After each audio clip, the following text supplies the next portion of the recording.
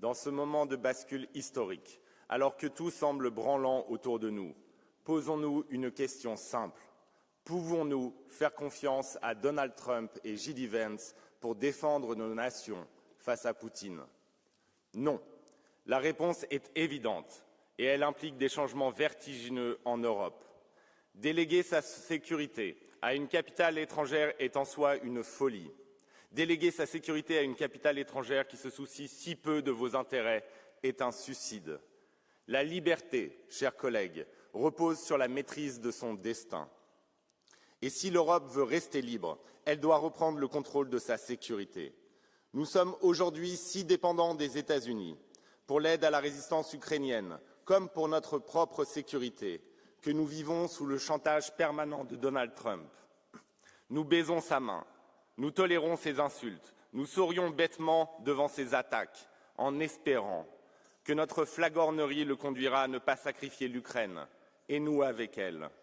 Mais regardons la réalité en face.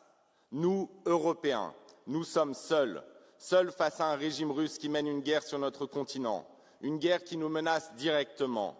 Prenons la mesure de ce que nous disent nos services de sécurité. Écoutons Bruno Kahl, le chef des services allemands, lorsqu'il avertit le Bundestag sur les risques d'invasion d'un pays membre de l'UE et de l'OTAN avant 2029. Entendons le chef d'état-major français, le général Mandon, lorsqu'il alerte sur la nécessité de se préparer à une confrontation militaire directe avec la Russie. Face à cette menace existentielle, qu'allons-nous faire? Enfouir notre tête dans le sable en espérant que ça passe? Se contenter d'organiser des manifestations pour la paix? Épouser la cause du tyran pour ne pas avoir à subir ses foudres? Non. Nous allons nous renforcer et nous préparer. Nous voulons la paix. Nous ne voulons pas la guerre.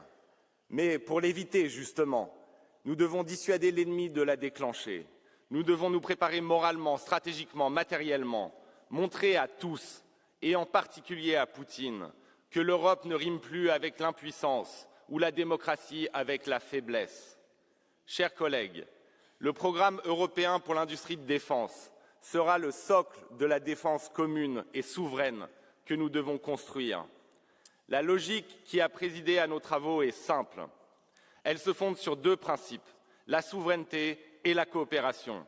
La souveraineté d'abord. Pour la première fois, il est établi que les fonds européens financeront les productions européennes.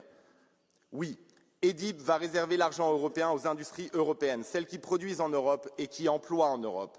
Toutes les décisions industrielles et stratégiques seront prises en Europe, par des Européens et pour les Européens. Aujourd'hui, nous actons enfin la naissance de la préférence européenne. La coopération ensuite. EDIP va inciter nos États à sortir des logiques purement nationales, à investir et à produire en commun. Nous sommes Européens, nous devons travailler en Européens et nous le ferons avec les Ukrainiens. La résistance ukrainienne est la première ligne de défense de notre continent et l'industrie de défense ukrainienne est le fer de lance de cette résistance. Avec EDIP et l'instrument de soutien à l'Ukraine qu'il contient, nous allons renforcer la coopération entre notre base industrielle et celle de l'Ukraine. C'est un pas important pour l'Ukraine et un pas important pour l'Europe. Chers collègues, ce jour fera date, mais soyons clairs, EDIP n'est qu'un début. C'est un embryon encore sous-financé face à l'ampleur du défi. Et j'alerte aujourd'hui la Commission et les États membres. Nous devons augmenter rapidement le budget alloué. Avec EDIP, nous posons les fondations d'une Europe adulte, capable de se défendre elle-même.